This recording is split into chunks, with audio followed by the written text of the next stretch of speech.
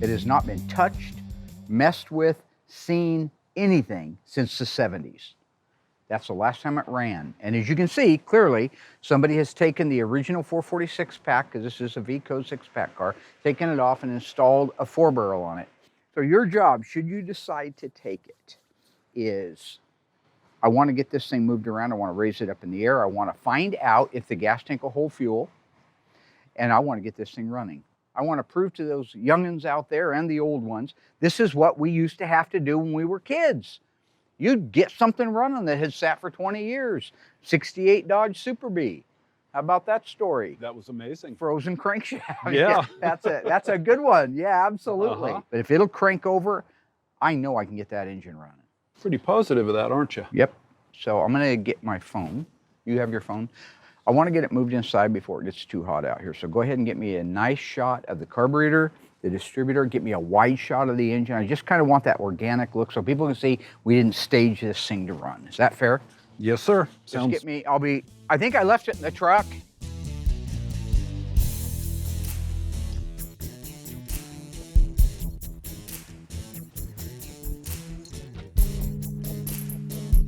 Oh yeah, I think, here it is. I got her.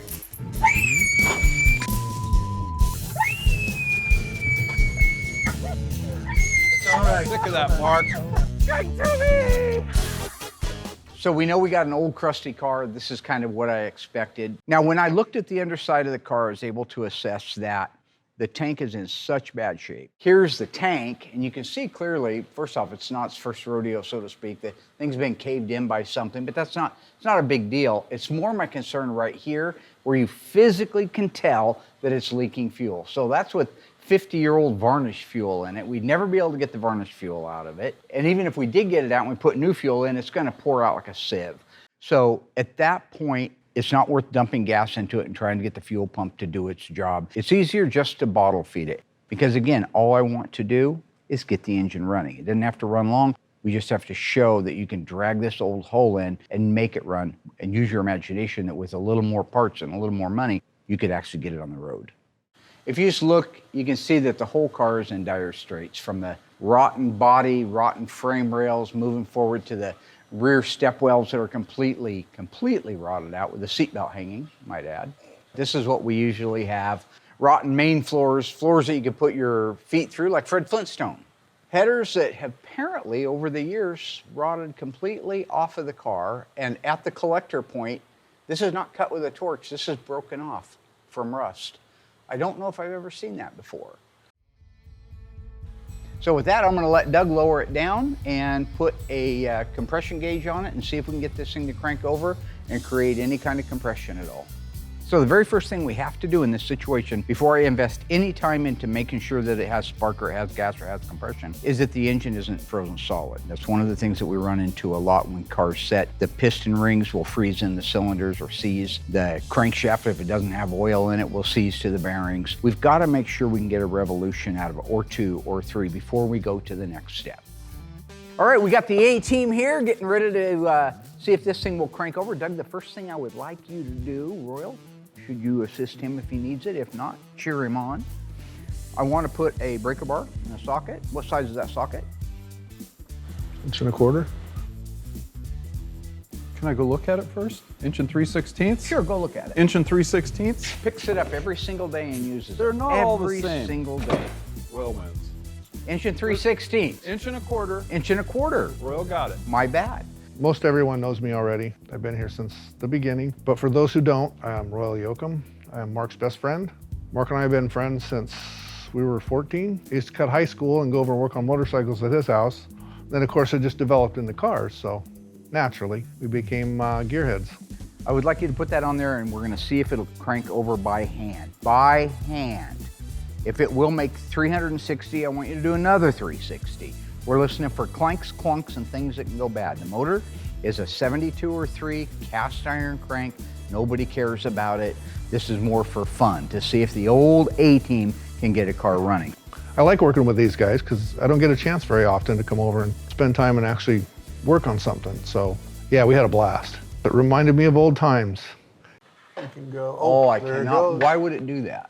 That's insane. I had so many of them not do that. Very nice. I'm at a very fortunate part in my life where I can do something like this, call up my buddies, call Royal, and say, get your butt over here. I want to do something fun, and know that they're all willing to do it. Nice. Look at Oh, that. look at that. I don't Cranky believe it. crank. Oh, ooh, that did not sound good, did it? Could have been the starter letting go. Might have Yeah. been the Bendix or something in That's there. true. Who knows? It's been Yeah. 30 or 40 years. The license rusted off of it. Whoa, Careful. I didn't break it. It's so nice having Royal over to work with us. We've had so many great memories together. It's like getting together with family again. Actually, it's better than getting together with family. Nobody expects anything from each other. I didn't expect that either. I figured she Oh, was... God. You hear that rear main seal? Something just squeaking like hell in there. You think if it's doing that, that thing will crank over? If it Yeah. will, I would love to crank it over. That's a If good it's- sign. See, Royal's good luck. Okay, so right now we have an engine that cranks over manually. We saw that with our own two eyes. Royal is letting it down so that we can put a battery in it and check out the cables. Now we have the remote starter hooked up. We decided to do that outside the car. We have faith in that starter. You have any faith in the starter, it's 1,000 years old. We have brand new ones that won't work. That's true. That's true. Ever do that? Yeah. Yep. I put 6 of them in a row and they're all bad. And I go, who's rebuilding these? One of the things that we deal with a lot is remanufactured parts, because you have to get a remanufactured starter if you want it to look right. Now, we tried to collect as many of the originals, send them out, have them built here locally where we know they're being done right, but we're also at the mercy of the parts store. And I cannot tell you how many starters, how many alternators, how many distributors we put in, plucked them right back out again and tried another one. Boy, Mark is right about this. I have personally installed 5 alternators in a row trying to get one that works. All right, I have faith in you. Push the button. Push. Push the magic button. Push. Crank it. Yeah. Sweet. It actually sounds like it has compression. Yeah? So it actually cranks over. So I don't believe it. I will say that when Doug first hooked the battery up a little bit ago, the 4-way flashers were working. I'll show you. I couldn't believe it. Somebody had hit the 4-way flasher button. At some point. Setting since at least the 70s. Go figure. What are the 3 things that we need to make an internal combustion engine run? Royal, number 1. Compression. Dougie, number 2. Fuel? Spark. Look at these guys. Haven't missed a beat. Let's crank it over and see if that dilapidated coil has any spark to it. So Mark wanted to get this thing running. First thing you do is check the oil. Make sure it's got some fluids in it. It was full. It was a little dirty. We checked that off the list. So after checking the oil level in the engine, we went on to the wiring to the coil, and strangely, the coil wires were reversed. So the positive wire from the coil was on the negative side. The negative wire was on the positive side. So once the guys had the wiring corrected on this thing, again, this is all old stuff, so keeping it very simple, my theory was, let's just hot wire it. Hot wiring is simple. It's not like in the movies where you rip something out of the dash and touch 2 wires together. I don't know how to do that. In this case, we take a jumper wire to go from the positive side of the battery over to the positive side of the coil. That's the same as having the key in the on position with the battery connected. All right, we ready to crank this mother humper over? So, do we have power over there or to the points? Go ahead and check it out. We have Yep, power. it does. It does. After that, you crank the engine over, which will open and break the points, and that'll let us know if we have a live spark. Ready? Yeah.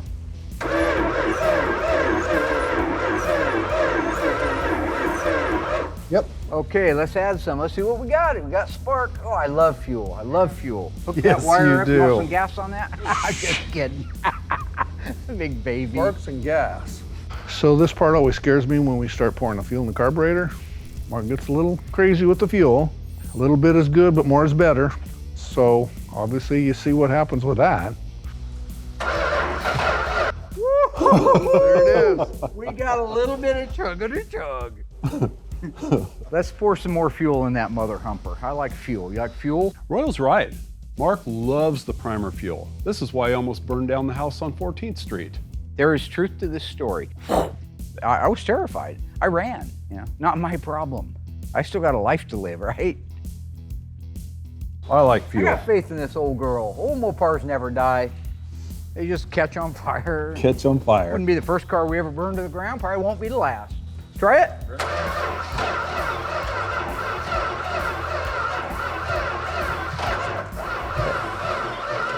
That's as close to crazy as you can get.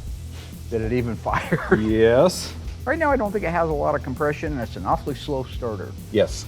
Yes.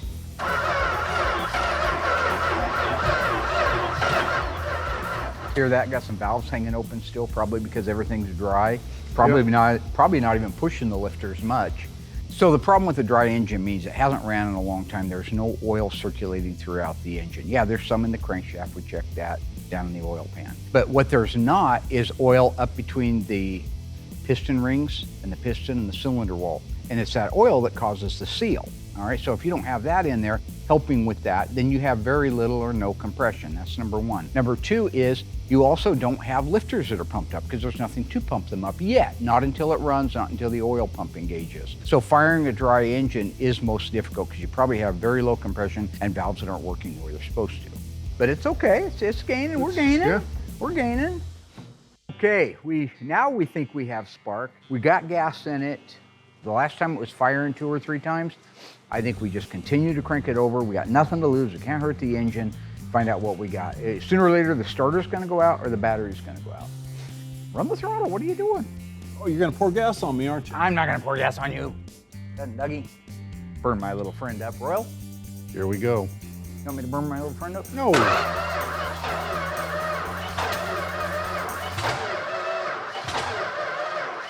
Just hold it open. Come on.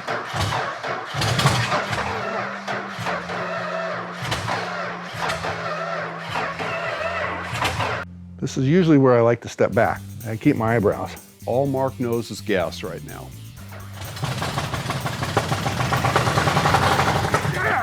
Nice. That is an engine that hasn't ran for 50 years, folks. Okay, 40 years. It doesn't matter. It ran. To me, the most important thing is it ran. What is the problem with adding fuel to an engine? It's a necessity. I don't believe You it. cannot kill a 440. You're right, Mark. Okay, I killed 2 of them, but that was because I left them out in the freezing rain and they cracked the blocks. Oh, I got to run it for a few more seconds. I got your guys' prize, your guys' reward waiting on the other side of that door. We're shooting this mother. Woo-hoo-hoo! so this is where he goes completely off the deep end. I'm just kidding. Royal? Nah, I wouldn't set fire to you, dude.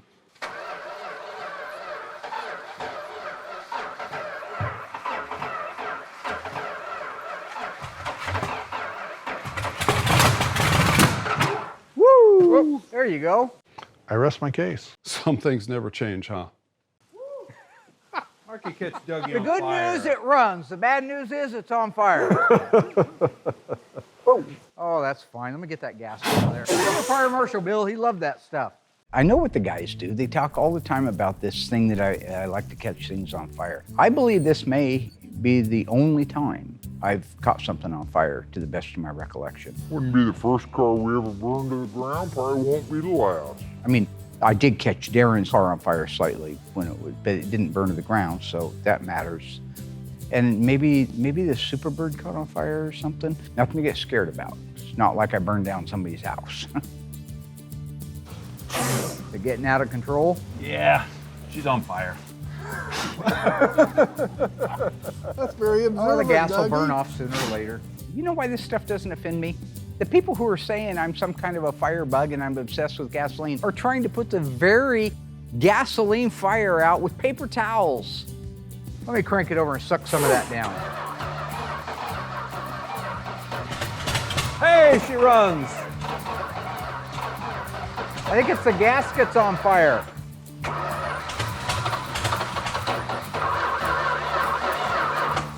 I think that was a success. It does run. If we put a carburetor and gas this thing, we could take it to the coast. Yep. Hey, it ran. We got it running. Yep, piece Yep. of cake. Yeah. And Mark says he has a big reward for us, right? I thought it was gonna be paintball, go-karts. Pizza at Joy's. Oh, there you go. Something nice, right? And what do we get? I have got a treat for you. I told you if you can get this one running, you can get that one running. Marked. Marked? Yeah, the mark of doom. We get to get another car running. Yeah, what a reward. We're here to entertain Mark. Entertain Mark. Hello ghouls, Mark Warman here, the Ice Tray from Graveyard Carz. If you enjoyed this video, be sure to like it, drop a comment down below, and subscribe to our channel. We have fantastic stuff coming up, and some of it you've never seen before. I gotta go insult people. Hey Alice!